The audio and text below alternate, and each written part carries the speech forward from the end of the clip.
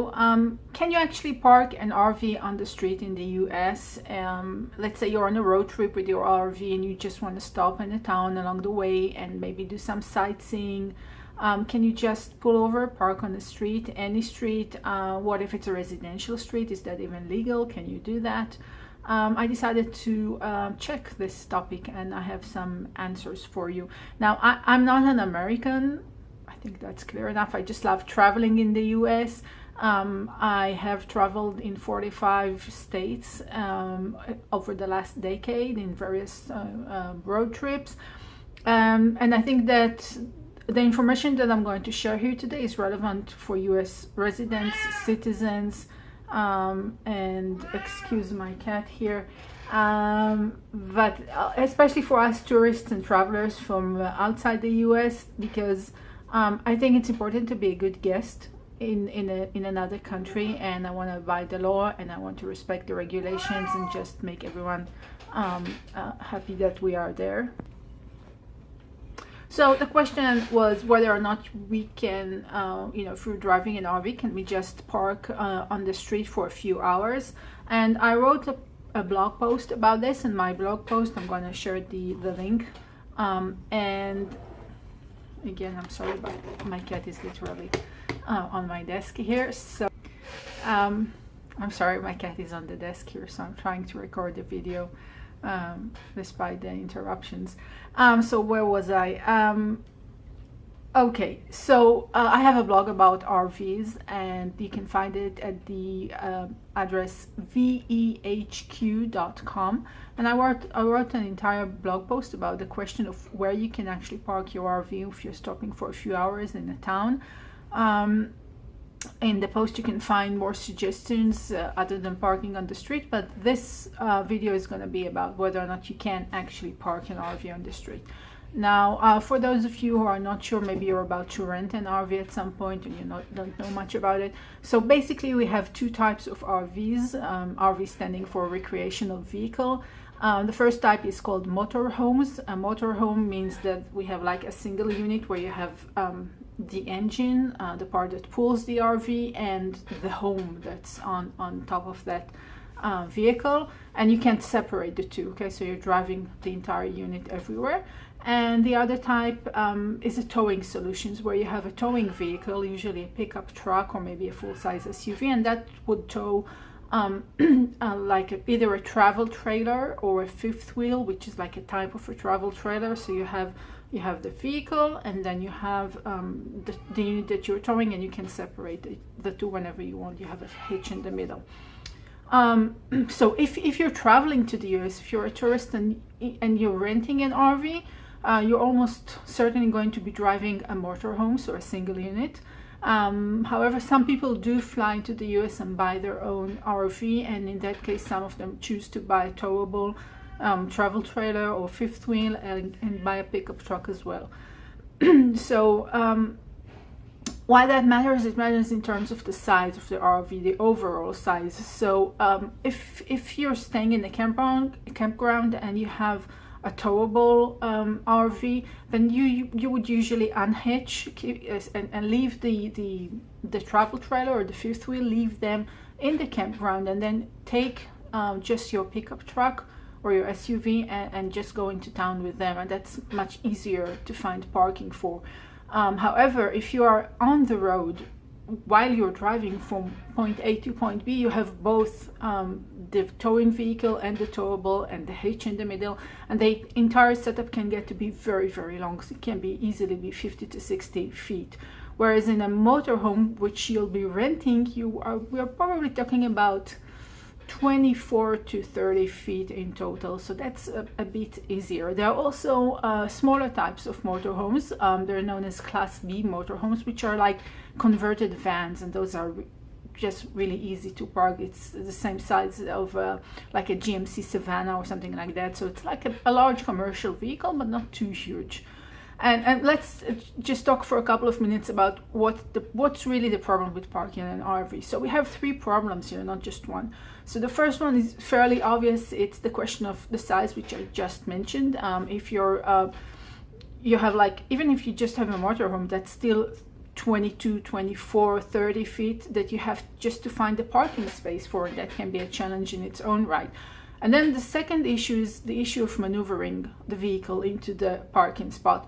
So if you're an experienced RV owner and you know your rig and everything, maybe you're really good at parking, and today you have all these systems, park assist and things like that, that can really help you, find the spotting and get into the spot really easily. But if you're not very experienced, then if you want to park your RV, especially if it's a large towable setup, then you probably need another person who will help you and help get the RV into that spot that you want to get it into.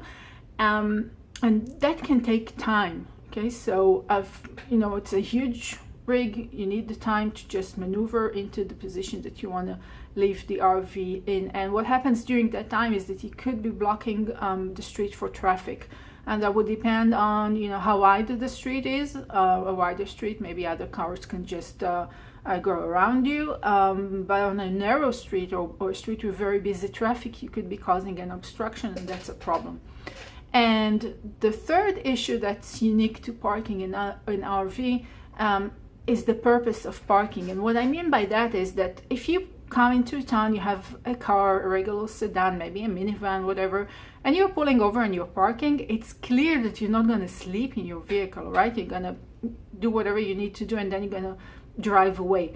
With an RV, that's not so clear. So if you're parking an RV in a residential area, people could think maybe you're just, maybe you want to stay there, maybe you want to make use of the resources, the local resources, and live there for a while, and that could be, that could bother some people. So that's an issue also with RV parking that you don't have with regular cars. So can you park an RV on the street? And I would say the answer is that it depends. It depends on the type of RV, it depends on the type of street, even the type of city or town that you're in. Some American towns, usually the smaller ones, they can have like super wide streets. If you go out in the West and you're in a town in Wyoming or Montana, and like 3,000-4,000 people live there, they usually have very wide streets, not even always with sidewalks for pedestrians, just huge streets that you can just pull over and park wherever you want. No one is going to say anything. And the locations that you'll be visiting, let's say a restaurant that you want to stop and eat at, they usually have huge parking areas, so that's not an issue at all. On the other side, if you look on the other side of the spectrum, then if you look at the downtown of a large city, let's say you're visiting San Francisco or Denver, and you're getting into downtown with your RV, your chances of even finding a parking spot that would be big enough for your RV are slim, close to none. You may as well not even try. What most RV owners do usually is they just park their RV outside of the city, and if it's a motorhome, they just use public transportation to visit the city itself. And in the middle we have I would say the suburbs, maybe residential areas or towns that have, you could technically park an RV there, and the question is, can you? And the answer in principle is yes, you can, but you have to make sure that you're not breaking any laws and any local regulations when doing so. So I've come up with several rules for how to park your RV, and these are based on a lot of research that I've done, including asking experienced RVers. So the first rule is just when you enter the street where you think you might want to park, check the signs. Some places will have limitations on the size of vehicle that you can park in that street. So check the signs, see if it could be a length limitation, it could be a weight limitation, and you should always know the weight and the size of your RV. So if you're, above the limit, then obviously you can't park on that specific street. Another thing you can do is Google the name of the town and Google like the name of the town and parking RV. And some places have special regulations in place for, preventing RVs from parking in residential areas or in specific neighborhoods. So that's also something you should do before you visit that place. Okay, so another rule that I found was that you should never, well, you should never obstruct anyone's driveway. That's pretty obvious and clear. But the idea is just stay away from those driveways, because don't park even in the spot where you would have been able to park had you been driving a sedan, a smaller vehicle, a car. Because with an RV, you're huge, you're obstructing their line of sight when they are coming out of their driveway, and you just don't want to upset the locals. So be considerate and stay away from these. And speaking of locals, if you see someone, like let's say you're pulling over, you're parking on a street, residential street, and someone is coming out of their home, there's a good chance that they're coming out to see who you are and what you're doing in their neighborhood. So be friendly, smile, say hi, say I'm only here for a few hours, I'll be back in 3-4 hours, we're just here to see this museum, visit this restaurant. Explain who you are. Chances are they'll be friendlier, and they can even keep an eye on your RV for you, you know, if they're in the neighborhood. And make sure you don't look as if you're about to stay the night. And what that means is don't pull out your slide outs. If you are towing, so don't unhitch your RV. Just park where you can walk from that spot to wherever you want to get. Don't make it look as if you're pulled into a campground. Make sure it looks as if you're just staying. Don't pull out your awning or whatever. Just, make sure it looks as if you're here very temporarily.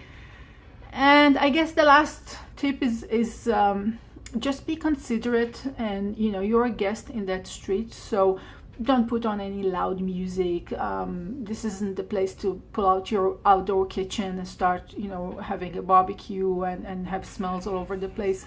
Try to minimize your presence, minimize your footprint, and just be considerate of others. And I think that's about it. So yes, you can park an RV on a street, even a residential street, as long as you follow these tips. And if you still want to avoid parking on a residential street, then by all means, there are other places you can park your RV for a few hours when you're staying, you're visiting or going through a town. And that's where my blog post can help you. You can find it at www.vehq.com/park, P-A-R-K. So that blog post will give you all of the list of places you can park in when you are staying only for a few hours. This is not about overnight camping. You can park in overnight at Walmart if you ask for permission, although everybody knows that by now. So no, the post is not about that. It's about finding a parking spot for a few hours other than on a residential street. So the post covers everything I've said in this video, but also gives you additional information. That's it. Thank you.